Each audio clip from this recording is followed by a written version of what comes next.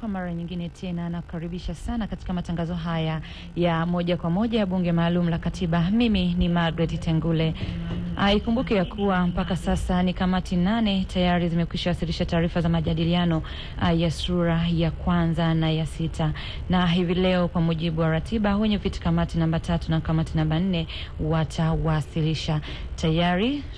Kama unavyoona mwenyekiti wa bunge maalum la katiba Samuel Sita amekwisha ingia katika ukumbi huu wa bunge, na hebu tumsikilize. Kwa kuomba uibariki Jamhuri ya Muungano wa Tanzania, idumishe uhuru, umoja, haki na amani. Utujalie hekima na busara sisi wajumbe wa bunge hili maalum, ili tuwe na uwezo wa kujadili kwa dhati mambo yatakayoletwa mbele yetu leo na kufanya maamuzi sahihi kwa manufaa ya watu wote na ustawi wa Jamhuri ya Muungano wa Tanzania. Amin.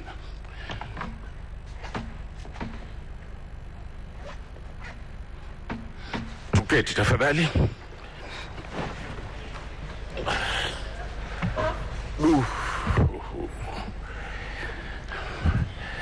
Akidi bado, kwa hiyo tuwasubiri wenzetu wanaoingia. Mwenyekiti mwenyewe wa kamati namba 3, Dr. Francis.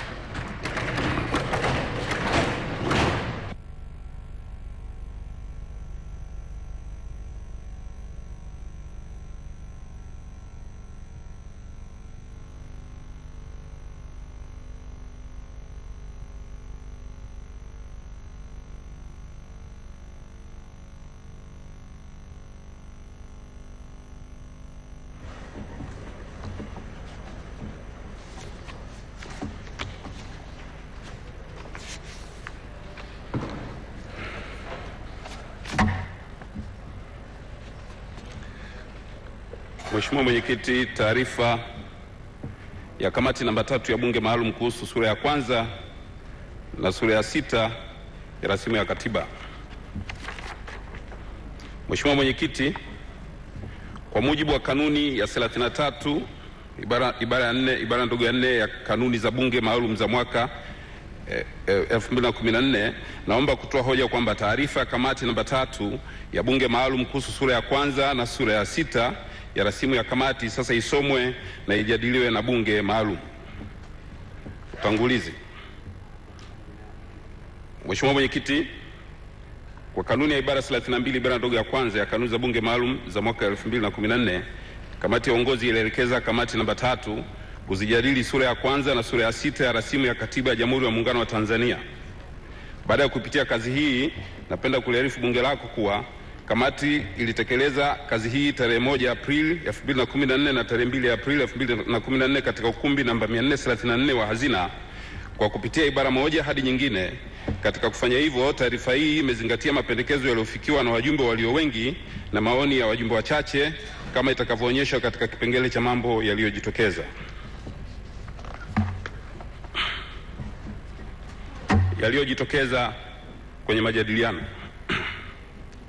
Mambo yaliyofikiwa au maoni ya wajumbe walio wengi. Mheshimiwa Mwenyekiti, baada ya maelezo ya utangulizi, naomba sasa niwasilishe maoni ya mapendekezo ya kamati, nikianza na maoni ya wajumbe walio wengi kama ifuatavyo. Sura ya kwanza, sehemu ya kwanza, jina, mipaka, alama, lugha na tunu za taifa. Mheshimiwa Mwenyekiti, katika sehemu ya kwanza ya sura ya kwanza inayohusu jina, mipaka, alama, lugha na tunu za taifa, wajumbe walio wengi wametoa maoni kama ifuatavyo. Ibara ya kwanza, Jamhuri ya Muungano wa Tanzania. Mheshimiwa Mwenyekiti, kwa maoni ya wajumbe walio wengi katika kamati namba 3 ya bunge maalum, hawakubaliani na ibara ya kwanza ya sura ya kwanza kuwa Tanzania iwe nchi ya shirikisho. Hivyo wanapendekeza ibara ya kwanza isomeke kama ifuatavyo. Jamhuri ya Muungano wa Tanzania ni nchi yenye mamlaka kamili ambayo imetokana na muungano wa nchi mbili za Jamhuri ya Tanganyika na Jamhuri ya Watu wa Zanzibar, ambazo kabla ya hati ya makubaliano ya muungano ya mwaka 1964 zilikuwa nchi huru. Mheshimiwa Mwenyekiti, sababu za mapendekezo haya: kwanza, ni sheria ya mabadiliko ya katiba ibara ya 9 ibara ndogo ya pili, ambayo inasisitiza uwepo wa Jamhuri ya Muungano. Mheshimiwa Mwenyekiti, katika baadhi ya wajumbe wale wachache, kuna watu ambao wanasema kwamba kama ilivyoainishwa kwenye rasimu ya katiba kwamba tuwe na shirikisho, kwa sababu sheria ya mabadiliko ya katiba ibara ya 8 ibara ndogo ya pili imeipa tume uwezo wa kushughulikia jambo lolote lile lingine. Lakini Mheshimiwa Mwenyekiti, tunapenda kuiweka wazi hapa kwamba hata kamati yenyewe ya Mheshimiwa Warioba ililifahamu hili. Ukisoma randama ambayo ni ya tume ya mabadiliko ya katiba ya Mheshimiwa Warioba, ukurasa wa 3, randama, kwa sababu ya Watanzania wanaotusikiliza, Mheshimiwa Mwenyekiti, ni kitabu kinachoonyesha sababu zilizopelekea rasimu ya katiba iandikwe na tume. Kwenye ukurasa wa 3 inasomeka sababu za mapendekezo.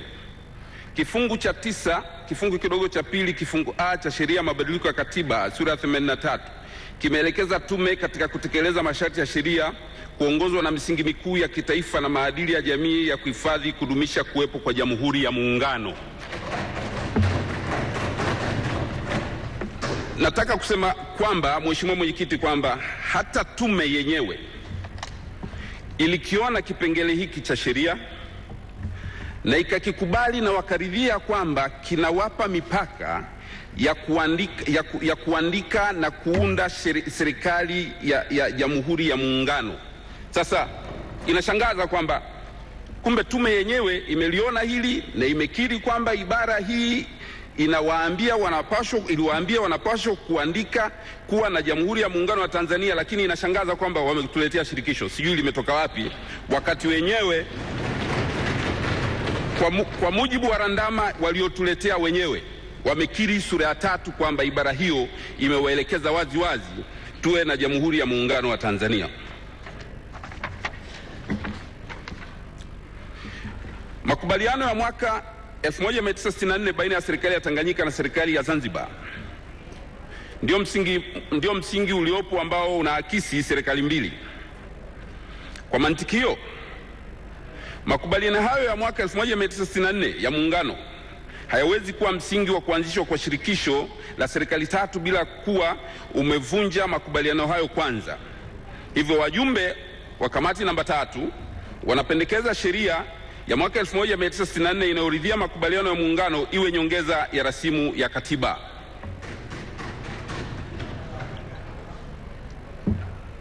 Mheshimiwa Mwenyekiti, narudi kwenye randama ukurasa wa 2.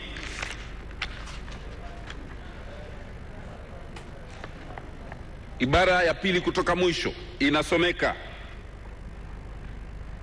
lengo jingine ni kuonyesha kuwa hati ya muungano ya mwaka 1994 ndio chimbuko la muungano wa Tanzania, na kadri ambavyo imekuwa ikibadilika kwa haja na madhumuni ya kukidhi mabadiliko ya wakati na utekelezaji. Pia ni kwa madhumuni ya kuipa hadhi ya kikatiba hati hiyo ya muungano kwa kuihamisha kutoka kwenye ibara ya 98 ya katiba, ibara ndogo ya kwanza ya katiba ya Jamhuri ya Muungano ya Tanzania mwaka 97, ikisomwa pamoja na nyongeza ya 2 orodha ya kwanza, badala yake kuingizwa ndani ya katiba kama ibara inayosimama yenyewe. Mheshimiwa Mwenyekiti, tume ya Mheshimiwa Jaji Warioba iliiona na ikaikubali sheria ya mwaka 1964 ya kuridhia hati ya kuridhia muungano. Lakini cha ajabu, Mheshimiwa Mwenyekiti, wajumbe walio wachache na watu wengineo wanaikejeli hati hii. Kuikejeli huku, Mheshimiwa Mwenyekiti, kuna kwenda kinyume kwanza na sababu za tume kwa mujibu wa randama za kuikubali hati ya muungano kwa mapendekezo yao wenyewe, na wameidai kwamba inapaswa iwe sehemu ya katiba hii mpya tunayoandika. Hoja kwamba hati hiyo haikufuata sheria. Mheshimiwa Mwenyekiti, sio sahihi, kwa sababu sheria namba 61 ya mwaka 1964 iliridhia hati ya muungano iliyosainiwa na waasisi wa muungano, hayati Baba wa Taifa na hayati Abeid Amani Karume, na walitia saini, Mheshimiwa Mwenyekiti, na baada ya kutia saini liliitishwa bunge la bunge la Tanganyika, na wajumbe wa Baraza la Mapinduzi waliitwa kwenye bunge hilo wakiongozwa na Mheshimiwa Thabit Kombo, na wakaridhia. Mheshimiwa Mwenyekiti, kwa ruhusa yako ni mnukuu Mheshimiwa Thabit Kombo alipokuwa kwenye bunge hilo, alisema, na mnukuu: kwanza, Bwana Hatibu alikuwa ndo spika wakati ule. Mimi nitapenda kuwapa pongezi viongozi wetu, yani rais wetu Mwalimu Julius Nyerere na Rais Karume. Rais Karume inaonyesha kuwa ni mwananchi kweli wa Afrika, wakampigia makofi, anapenda Afrika iungane. Kwa sababu Bwana Hatibu, mimi leo yapata siku 10 niliwahi kwenda kumwamkia, na tumekaa kwa muda wa saa 4 tukizungumza, na ameniambia maneno mengi sana.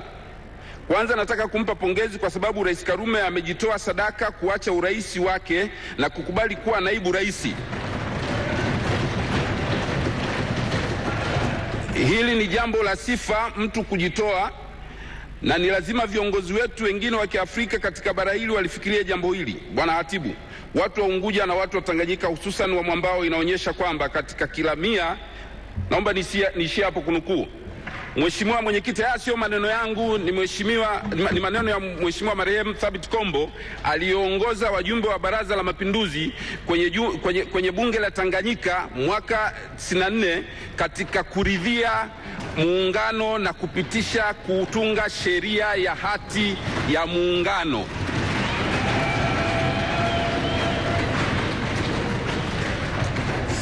Sasa Mheshimiwa Mwenyekiti, inashangaza sana. Wapo wajumbe wamesimama hapa mbele yako wakisema kwamba hati ya muungano ni batili, na wako watu wengi wanasema hivyo. Hawa watu wanaosema hati ya muungano ni batili, kwanza impliedly, ukisema hati ya muungano ni batili, manake unasema muungano ni batili. Ukisema muungano ni batili, manake Jamhuri ya Muungano wa Tanzania ni batili. Ukisema Jamhuri ya Muungano wa Tanzania ni batili, manake na bunge hili tukufu, bunge hili maalum la katiba ni batili. Wanafanya nini humu? Waondoke. Mheshimiwa Mwenyekiti, Mheshimiwa, rejea katika toa ufafanuzi kwa kifupi.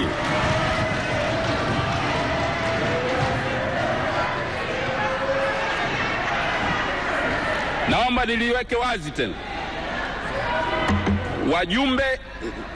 Wajumbe wa Baraza la Mapinduzi waliokwenda kwenye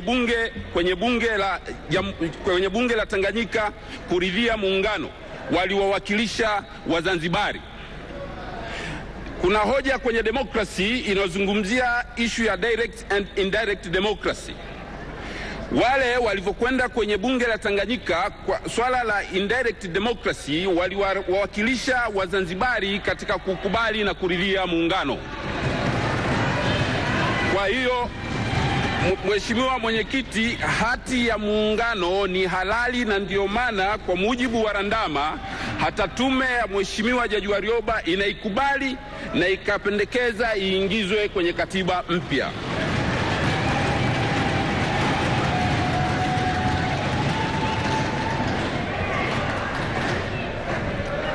Mheshimiwa Mwenyekiti, mapendekezo ya marekebisho yote ya wajumbe walio wengi yamewekwa katika bango kitita ambalo ni sehemu ya taarifa hii, na kama nyongeza tulivu tumfuatilie. Lakini mapendekezo ya marekebisho ya ibara hii yamewekwa hapa kutokana na umuhimu wake ambao ndio msingi wa rasimu yote ya katiba hii.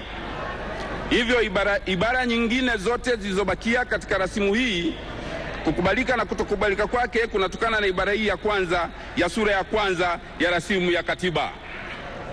Mheshimiwa Mwenyekiti, kwa maoni ya wajumbe walio wengi, ibara hii ambayo ndio ibara ya kwanza ya sura ya kwanza ya rasimu ya katiba inakiuka sheria ya mabadiliko ya katiba kama nilivyosema hapo awali, jambo ambalo tume imeliona kwenye randama yao, kinachoelekeza kuwa Jamhuri ya Muungano wa Tanzania iendelee kuwepo. Pendekezo la kuwa na shirikisho kwanza ni kinyume na sheria ya mabadiliko ya katiba ibara ya 9 ibara ndogo ya pili ibara A, na nimeliweka wazi kwenye randama, Mheshimiwa Mwenyekiti. Sheria hiyo pili kutasababisha ama kudhoofisha au kuvunja kabisa muungano, na hivyo kuibua dhana ya utaifa kwenye nchi mbili hizi, kitu ambacho ni hatari kwa muungano uliopo. Mwenyekiti, kuna hoja ambazo zinaibuliwa kwamba kwa nini kuna baadhi watu wanaopendekeza serikali mbili wanaogopa serikali tatu. Mheshimiwa Mwenyekiti, hapa hoja sio kuogopa. Hoja ni sababu ni kwa nini tuwe na serikali mbili na kwa nini tusiwe na serikali tatu. Ndio hoja ya msingi. Ndio hoja ya msingi. Mwenyekiti, kuvunjika huku kwa muungano kunakozungumzwa na wajumbe walio wengi kwenye kamati namba 3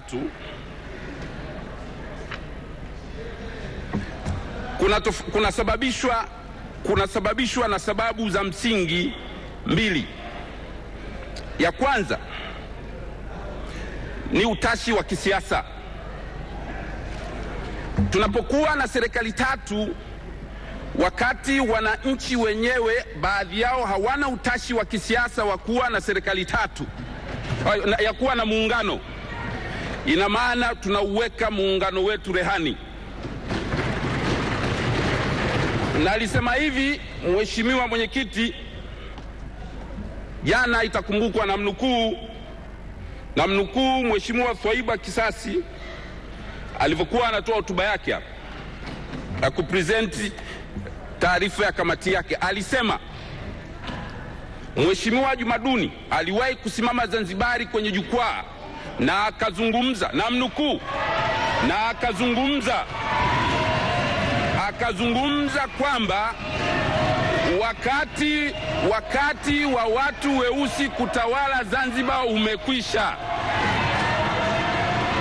Mheshimiwa Mwenyekiti, utashi huo wa kisiasa unaonyesha kabisa dhahiri kwamba tutakapokuwa na shirikisho la serikali tatu, kwa utashi wa kisiasa wasiokuwa nao baadhi ya wananchi, utapelekea muungano wetu kuvunjika. Mwenyekiti, subiri kidogo nitoe mwongozo.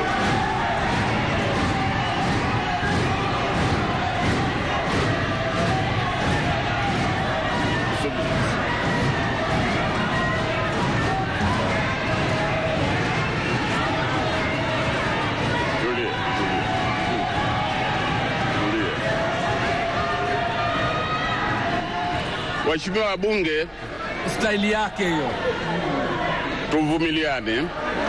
Nachosema staili ya kuwakilisha kwake ndio staili yake hiyo. Tusikilizane hapa. Mwenyekiti asomi taarifa yetu huyu. Utaratibu, Mheshimiwa Mwenyekiti huyu anavuruga taarifa yetu. Utaratibu wetu Tuna chochote hapa ni kwamba, tafadhali keti.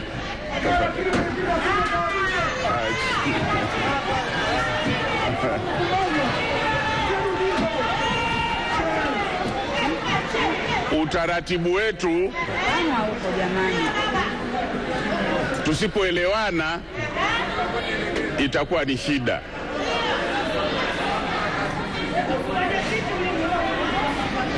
Kwa mujibu wa kanuni zetu na utaratibu mzuri, tulichokuwa tunafanya ni kwamba mwenyekiti wa kamati anasoma taarifa ya kamati yake, mawazo ya wengi na baadaye mawazo ya wachache. Hatimaye yule ambaye ameteuliwa kwa wale wachache anatoa ufafanuzi kwa muda usiozidi dakika 30.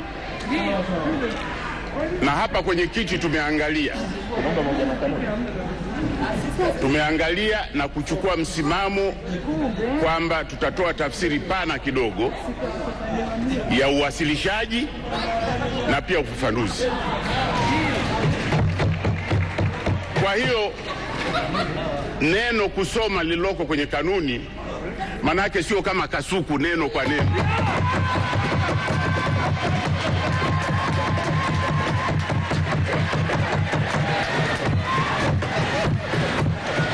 Hiyo ndo staili yake. Ili tuyaelewe maudhui, si vibaya anayesoma taarifa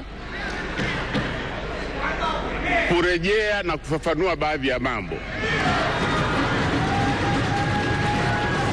Ninachoomba tu ni kwamba wakati wote yafuatwe yale maoni, na ikumbukwe kwamba isitokee kama ilivyotokea siku za nyuma, wale wanaosoma wanaachia yale wachache dakika chache sana.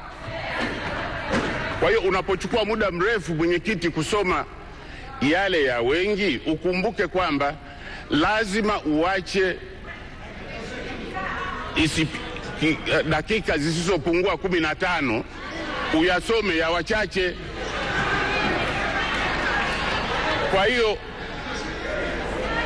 Kwa hiyo ndio maana nasema zisizopungua. Kwa hiyo mwenyekiti wa kamati namba 3 unaelekea una mifano mingi sana inakutoa kwenye mtiririko wa taarifa yenyewe. Kwa hiyo tumia kidogo staili yake mwenyekiti, ndo staili yake mifano, lakini endelea na mtiririko wa taarifa.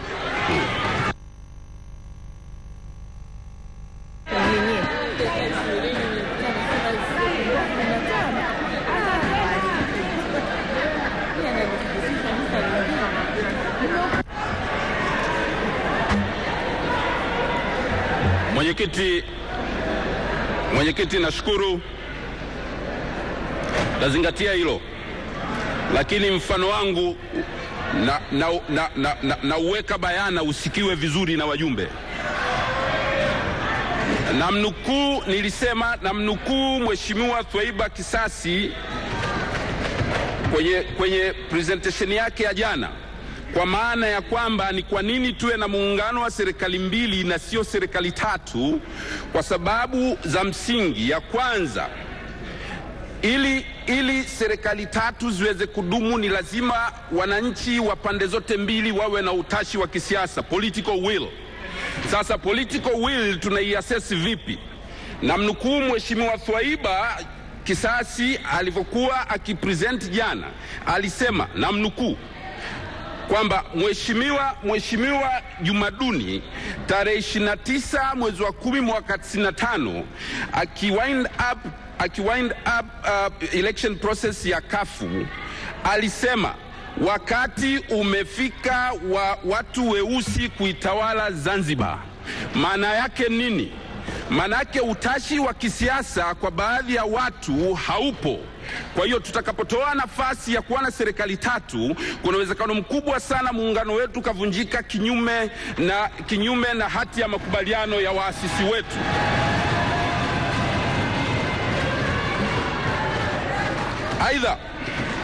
Aidha uzoefu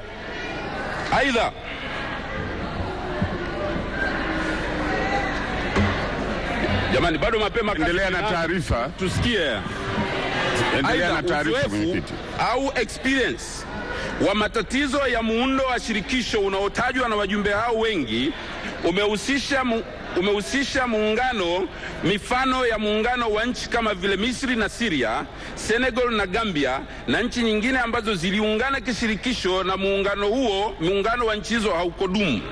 Kwa hiyo maoni ya wajumbe hawa ni kwamba tukiwa na muungano wa kishirikisho kama huu unaopendekezwa kwenye rasimu ya tume, tutaishia kuuvunja muungano wetu kama ilivyotokea kwa nchi za Misri na Libya, Senegal na Gambia, jambo ambalo wajumbe hao wamesisitiza kwamba ni kinyume na utashi wa waasisi wa taifa letu hili na Watanzania kwa jumla. Mheshimiwa Mwenyekiti, nimetoa mifano ya nchi ambazo zipata kuwa na muungano wa kishirikisho zikavunjika, lakini zipo nchi pia Afrika zenye muungano wa kishirikisho ambazo bado zinaendelea na muungano wao, kwa mfano Nigeria. Lakini tutakubaliana hapa Mheshimiwa Mwenyekiti kwamba nchi ya Nigeria kwa shirikisho walilonalo kuna migawanyiko na mifarakano mikubwa ya kaskazini na kusini, magharibi na mashariki, ambayo wote tunaishuhudia na kwenye vyombo vya habari kila siku. Haya ni matatizo mojawapo ya muungano wa kishirikisho. Kwenye hoja ya utaifa, Mheshimiwa Mwenyekiti, nationalism, wajumbe hao wengi kutoka kwenye kamati namba 3 wamesisitiza kwamba muungano wa serikali ya kishirikisho utasababisha kila mshirika wa shirikisho hilo kuwa na taratibu zake za kiutawala ambazo zinajumuisha sheria, sera pamoja na kanuni na miongozo mbalimbali ya kiutawala pamoja na katiba zao binafsi. Wajumbe hao wa kamati namba 3 wamesisitiza kwamba pamoja na mambo mengine, taratibu hizi zitasababisha kila mshirika wa shirikisho hilo kujenga utaifa wa watu wa nchi husika. Hapa tunasema nini? Utakapokuwa na Zanzibar kama nchi, Tanganyika kama nchi, Zanzibar watajenga mila na desturi zao na Tanganyika watafuata mila na desturi zao ambazo zinaweza katika wakati fulani zikagongana, manake kukawa na clash of values. Kukitokea na clash of values, migongano ya mila na desturi, inaweza ikawa ni cheche au ignition cell ya chanzo cha kuvunjika kwa muungano wetu. Mheshimiwa Mwenyekiti, wajumbe hao wamesisitiza kwamba jambo hili litasababisha watu wa upande mmoja waone watu wa upande mwingine wa shirikisho hilo kama sio wamoja kama hivi sasa, kutokana na utaifa huo wa nchi wa shirika wa shirikisho utakaokuwa umejengeka. Hili jambo litazua mtafaruku wa kisiasa, kijamii na kiuchumi, kama vile kuanza kuwataka Wazanzibari walioko bara warudi kwao na wabara walioko Wazanzibari warudi bara. Hiki kitu kamati namba 3, Mheshimiwa Mwenyekiti, haikubaliani nacho, na ndio maana imesisitiza kwamba tuwe na muungano wa serikali mbili.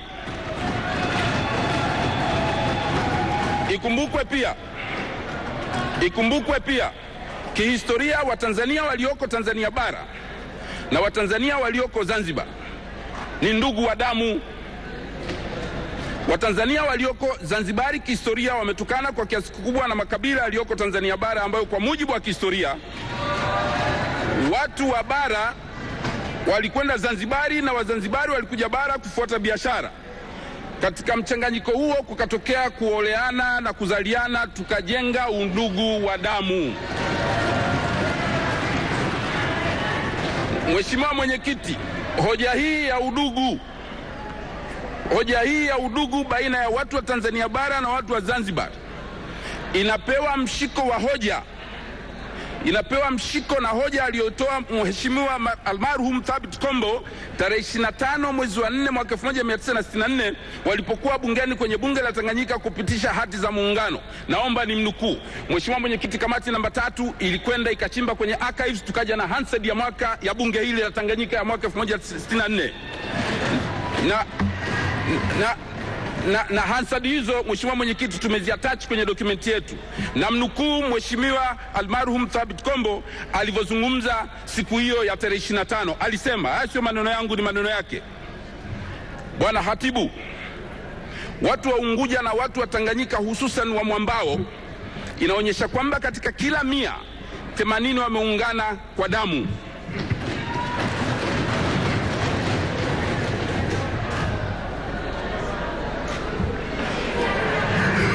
Yaani kwa udugu. Wako watu wameoa Unguja na Waunguja wameoa hapa wakati huo alikuwa yuko Tanganyika, na wamezaliana kwa udugu, sio kwa urafiki au ujirani tu. 80 kwa 100 ni ndugu 80% ni ndugu. Ukitazama inapokuja meli ya Unguja pwani kule kwenda kuwapokea ndugu zao wanaotoka Unguja, na ukimuuliza huyu ni nani, atakwambia binamu yangu, huyu dada yangu, kama hivi. Mheshimiwa Mwenyekiti, haya ni maneno ya Mheshimiwa almarhum Thabit Kombo alivyokuwa anaonyesha udugu wetu. Kuwa na shirikisho, Mheshimiwa Mwenyekiti, kutasababisha muungano wetu kuvunjika. Itakuwa kama familia inayotengana.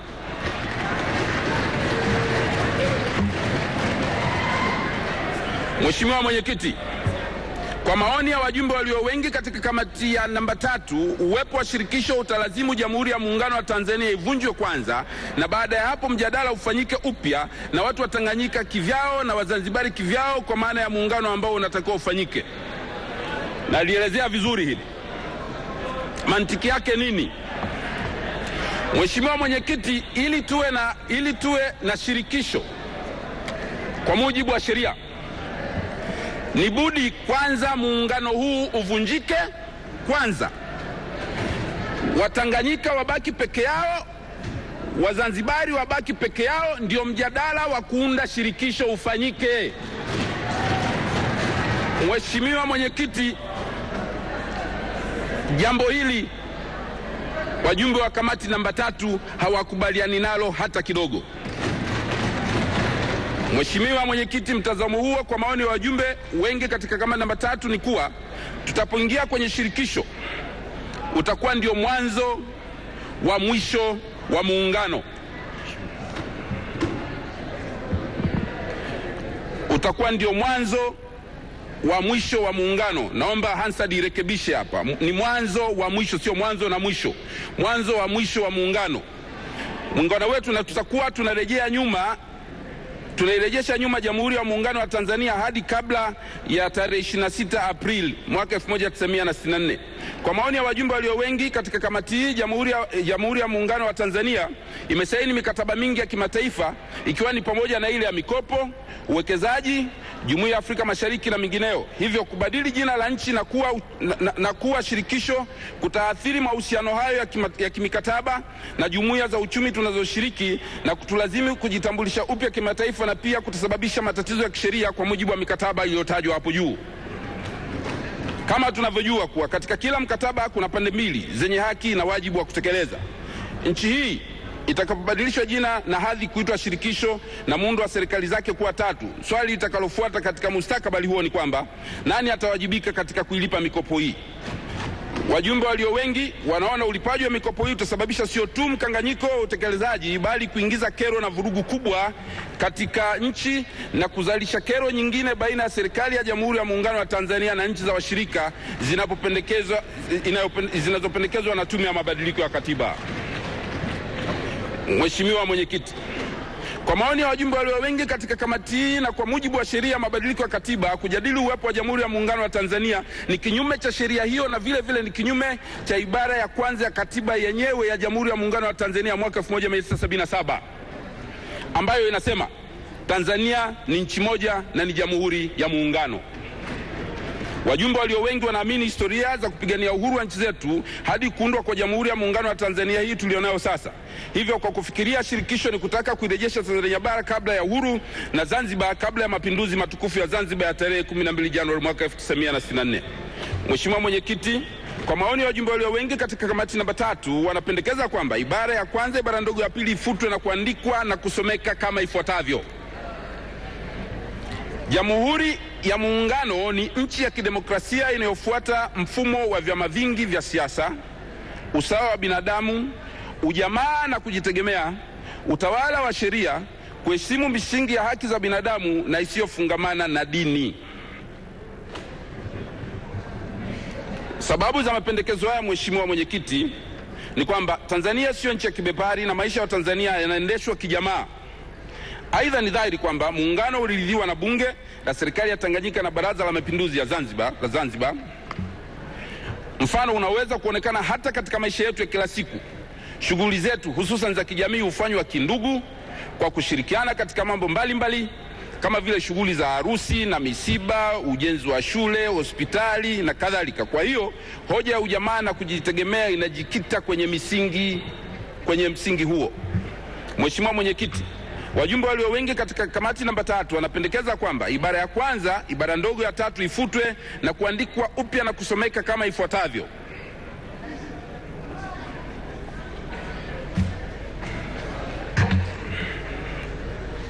hati ya makubaliano ya muungano kama ilivyorejeshwa katika ibara ndogo ya kwanza na kwa kadri itakavyorekebishwa kwa ridhaa ya wananchi kupitia vyombo vyao vya uwakilishi ndio msingi mkuu wa Jamhuri ya Muungano wa Tanzania.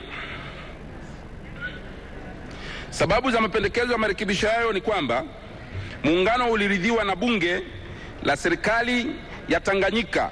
Naomba Mheshimiwa Mwenyekiti, Hansard ifute maneno ya Jamhuri ya Muungano wa Tanzania, isomeke Bunge la Serikali ya Tanganyika pamoja na wajumbe wa Baraza la Wawakilishi.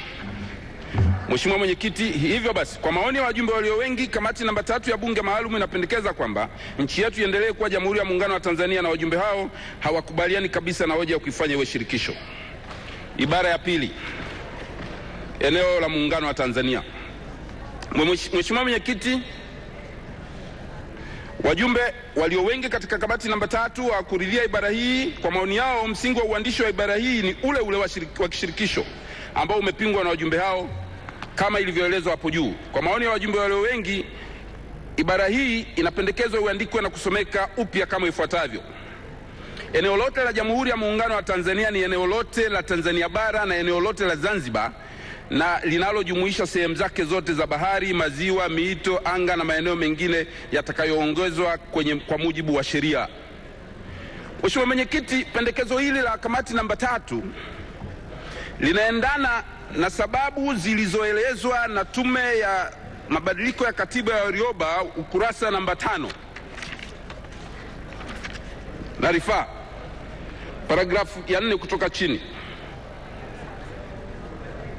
Katika kuweka vifungu vya mipaka katika katiba zao, nchi ya Msumbiji inayopakana na Tanzania, ibara ya 6 ya katiba yake inatamka: The territory of the Republic of Mozambique is a single whole, indivisible and inalienable, comprising the entire land surface, maritime zone and airspace delimited by the national boundaries. Mheshimiwa Mwenyekiti, hapa tunataka kusemaje? Unapoainisha mipaka ya nchi na kuanza kuzungumza mipaka ya Tanganyika inaishia hapa, mipaka ya Zanzibar inaishia hapa, wakati hii ni nchi moja, Mheshimiwa Mwenyekiti, inakuwa haikidhi haja ya muungano, kwa sababu Jamhuri ya Muungano wa Tanzania ni nchi moja. Kwa hiyo mipaka yake inatakiwa isomeke kwa ukubwa wake na ujazo wake wa nchi husika ya Jamhuri ya Muungano wa Tanzania, sio kuanza kuibadilisha vipengele, hiki kinaishia hapa, hiki kinaishia hapa. Hizo ni chembe za kuanza kuleta mgawanyiko. Sababu ya mapendekezo ya marekebisho yao ni kama ifuatavyo: hivi sasa Tanzania imeingia katika mgogoro wa nchi wa Malawi kugombea ziwa Nyasa. Hii ina support hoja ya kuweka maziwa kwenye definition, kwenye maelezo ya mipaka. Ni lazima mito, maziwa ya kwetu itambulike kwa mujibu wa katiba yetu. Nchi ya Kenya inautangaza mlima Kilimanjaro kwa manufaa yao. Kwa hiyo vitu kama hivi ambavyo nchi zingine zinaweza zikavipora kwa ujanja, tunatakiwa pia viwe clear kwenye katiba. Mipaka Tanzania bara na Zanzibar imezungukwa na bahari, maziwa na mito. Kwa hiyo swala la kuingiza masuala ya maji, vile vile kuna uwezekano wa kupanuka au kupanuliwa mipaka. Ndio maana tunasema maeneo mengine yatakayoongezwa kwa mujibu wa sheria, ili kusudi kama nchi yetu itatanuka, itaongezeka, maeneo hayo yaongezwe kisheria.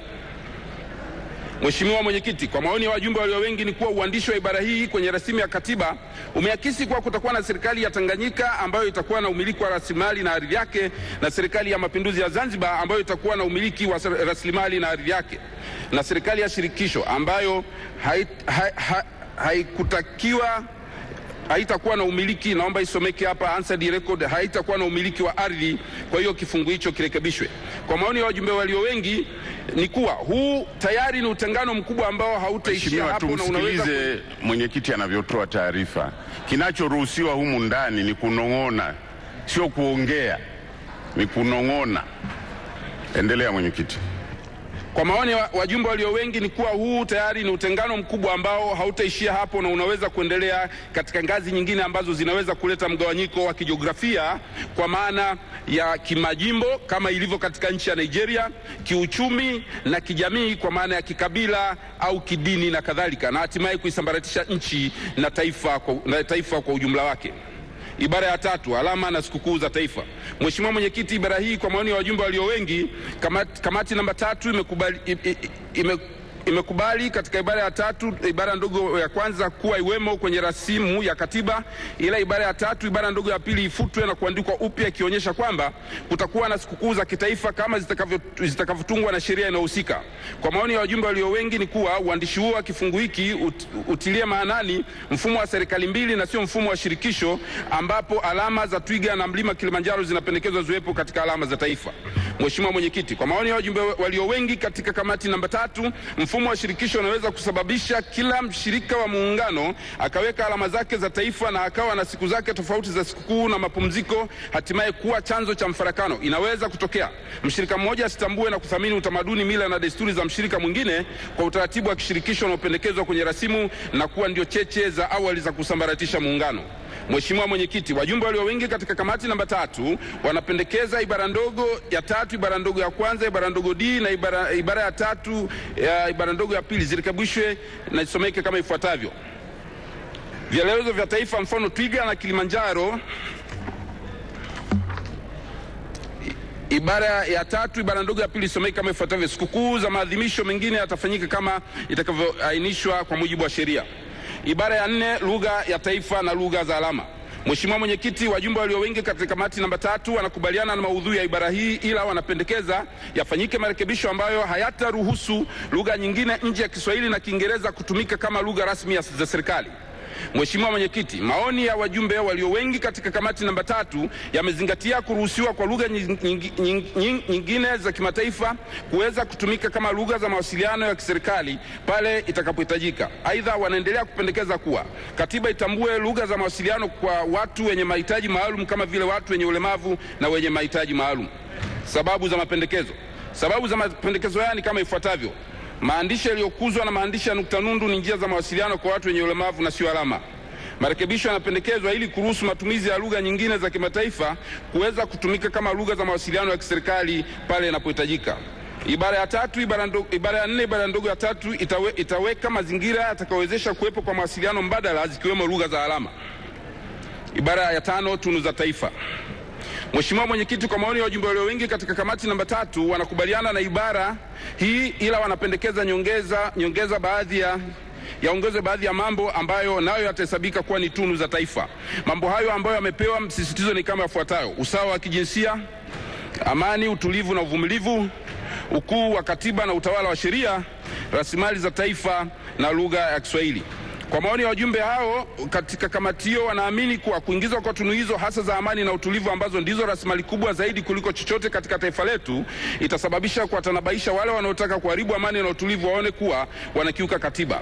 Kwa maoni ya wajumbe wale wengi ni kuwa kuongezwa kwa tunu hizo itazidisha hali ya umoja na mshikamano kwa Tanzania na kuendeleza utamaduni wa kupendana tuliourithi toka kwa wazee wetu, vitu ambavyo ni kati ya vielelezo vya kuwatambua Tanzania popote walipo duniani.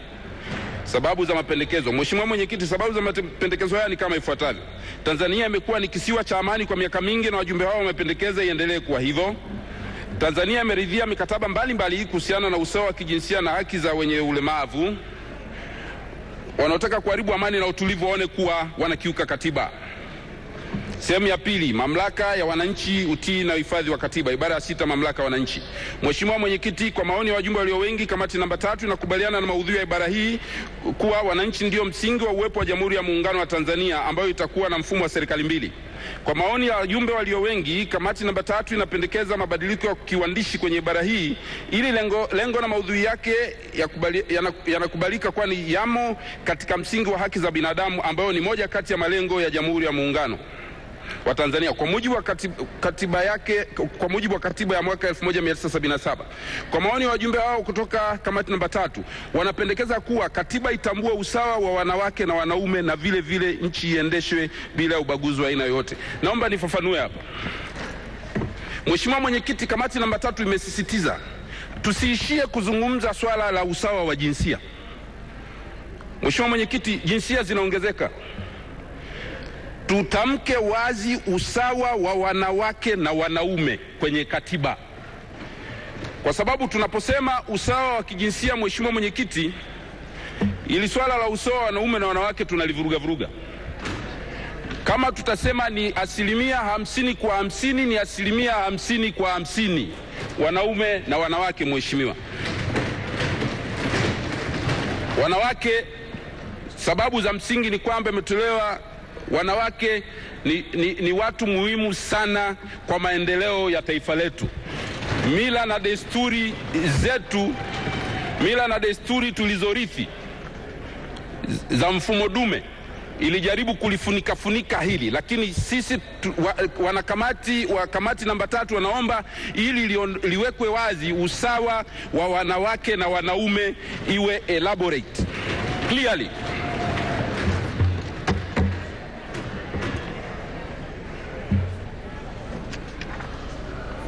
Mheshimiwa Mwenyekiti, kwa maoni ya wajumbe walio wengi katika kamati namba 3 wanakubaliana na maudhui ya ibara hii, ila wanapendekeza marekebisho yafanyike kwenye baadhi ya vifungu vidogo vya ibara hii kama inavyoonekana kwenye bango kitita lililoambatanishwa kwenye taarifa hii. Kwa maoni ya wajumbe wengi, wajumbe hao wamesisitiza kuwa ibara hii kwa kuwa inagusa masuala ya ardhi, hii ni ibara ya 7, masuala ya ardhi na rasilimali za nchi, ni vema ikaandikwa sura mpya itakayozungumzia mambo yafuatayo. Naomba nielezee hapa. Mheshimiwa Mwenyekiti, rasimu imegusia tu ardhi, lakini ardhi na mambo mengine ya rasilimali yanapendekezwa na kamati hii yaandikiwe sura mpya,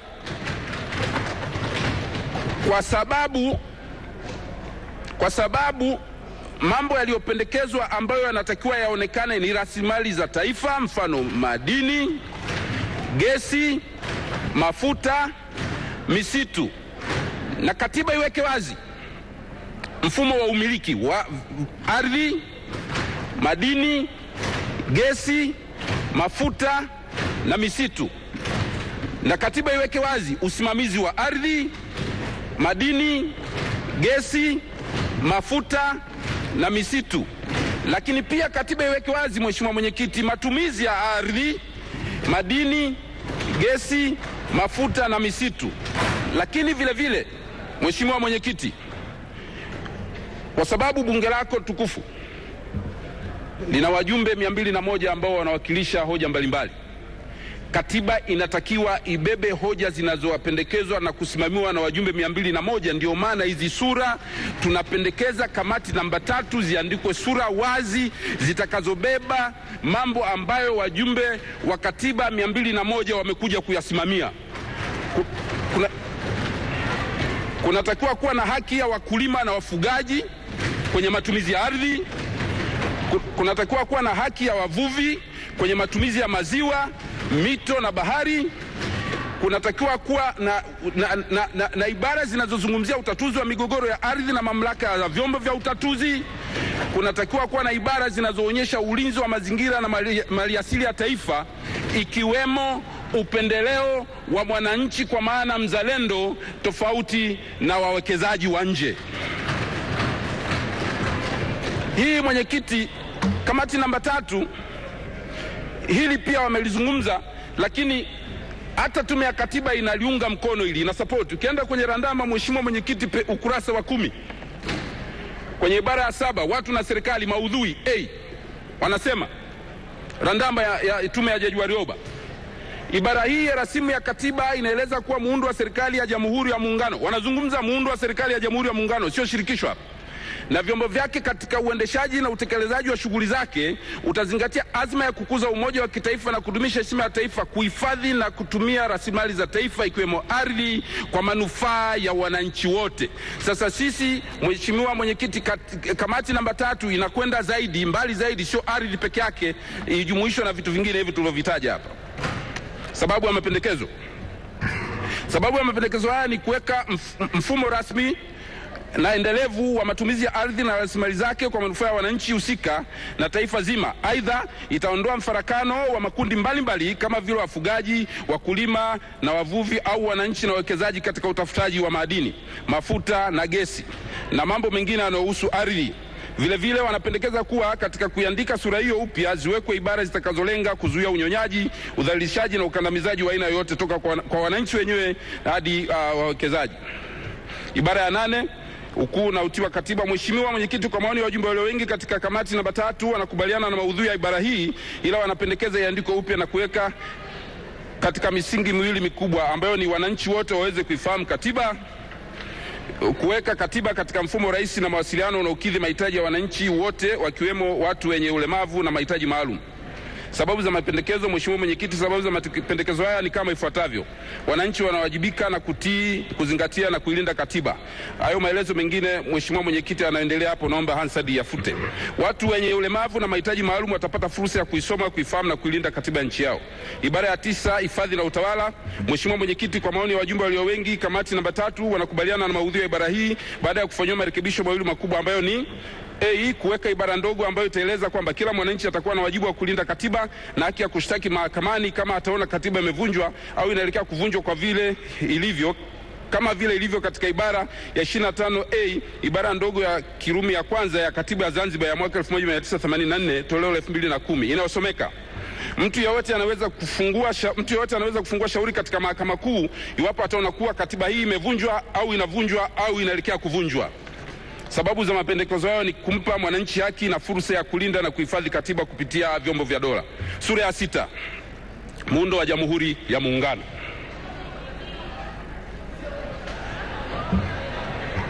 Ibara ya 60 ibara ndogo ya kwanza muundo wa muungano. Mheshimiwa Mwenyekiti, katika ibara hii kama maoni ya walio wengi kwenye kamati hii yanavyoonekana katika ibara ya sura ya kwanza, hawakubali kuwa nchi yetu iwe ya shirikisho ila iwe ya Jamhuri ya Muungano yenye serikali mbili.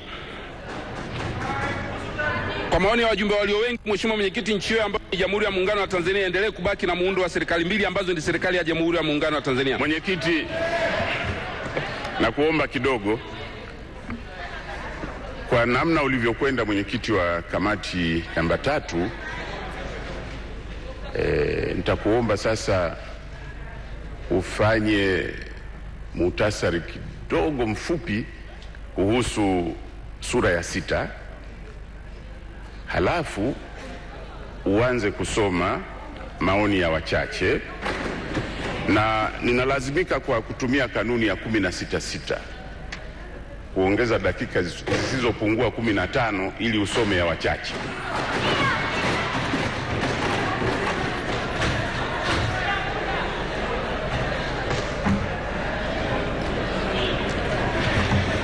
Mheshimiwa Mwenyekiti, na summarize sura ya 6. Mheshimiwa Mwenyekiti, sura ya 6 ibara ya 60, wajumbe wa kamati namba 3. Kuna tangazo hapa, wale wajumbe wenzetu 20 ambao wana shughuli maalum kule Chuo Kikuu cha Dodoma, basi liko nje linawasubiri, wanaweza kwenda, wasisahau kurejea mara watakapomaliza. Endelea mwenyekiti. Kamati namba 3, Mheshimiwa Mwenyekiti, inasisitiza muundo wa serikali mbili kwa sababu zifuatazo. Kwanza kabisa, Mheshimiwa Mwenyekiti, hoja ambayo wajumbe wengi wanaishikilia ya kusimamia serikali tatu, ambayo watu wengi wanaisimamia, watu wanaosimamia serikali tatu wanazungumzia hoja ya kwamba tume ya mabadiliko ya katiba ilikuja na asilimia 60 ambazo asilimia kubwa inayosema serikali tatu. Sasa Mheshimiwa Mwenyekiti, ningependa hapa kidogo niweke mambo sawa. Naweka mambo sawa. Muda. Mheshimiwa Mwenyekiti, unapoangalia takwimu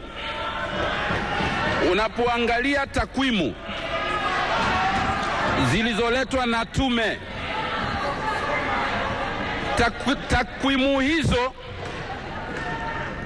kwa minajili ya kiutafiti, na nalisema hili kwa sababu wapo wajumbe, Mheshimiwa Mwenyekiti, walizungumza hapa kwamba wapo wajumbe walizungumza hapa kwamba serikali tatu wanapendekeza serikali tatu kwa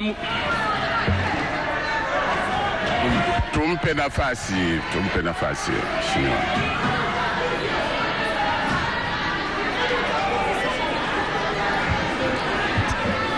Mheshimiwa Mwenyekiti, kiutafiti takwimu zilizoletwa na tume zina makosa ya kimethodology ya kiutafiti. Takwimu hizo Mheshimiwa Mwenyekiti, nasisitiza, takwimu hizo Mheshimiwa Mwenyekiti, nasisitiza, ukiziangalia kwenye kitabu cha tume cha takwimu, kuna hoja moja ya msingi ambayo haikuangaliwa. Hoja ya msingi ambayo haikuangaliwa kwenye takwimu hizo, Mheshimiwa, ni ya sample. Mimi nataka kwenda kwenye sample. Niweke mambo wazi, na warudisha watu shule hapa kwenye sample.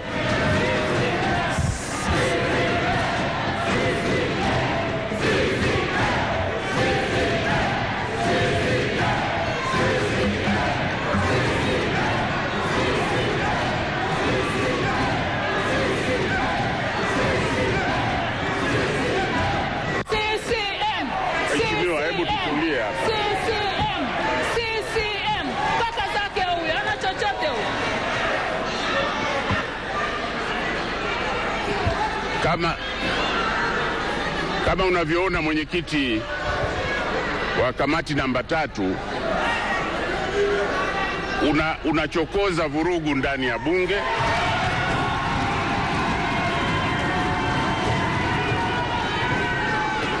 na muda umefikia mwisho.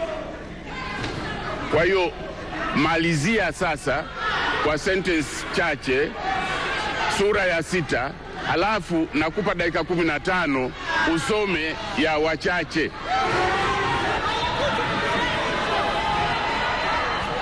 Mheshimiwa Mwenyekiti, tunaomba mwongozo wako. Mwenyekiti, muda wake umeisha, ametumia lisali zima kusoma maoni ya wengi, aende kwenye maoni ya wachache sasa. Mimi ni mjumbe wa kamati hiyo, kwa hiyo sivuruge maoni yetu. Endelea mwenyekiti. Mheshimiwa Mwenyekiti, kamati namba 3 kwenye sura ya 6 inapendekeza serikali mbili. Mheshimiwa Mwenyekiti,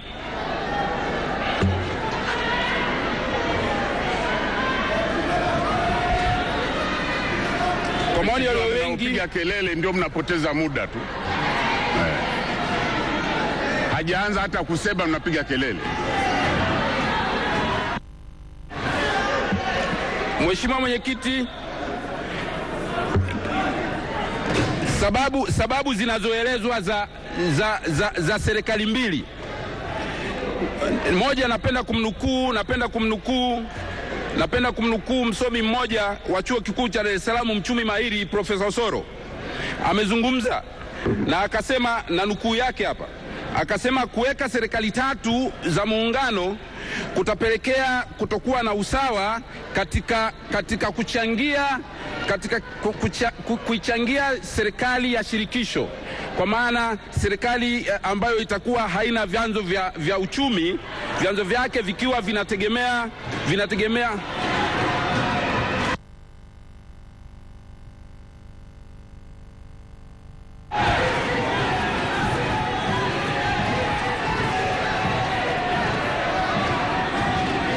Mheshimiwa Mwenyekiti,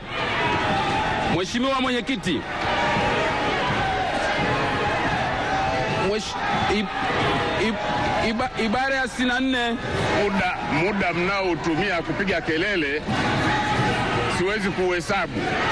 Endeleeni. Mwenyekiti aondoke huyo.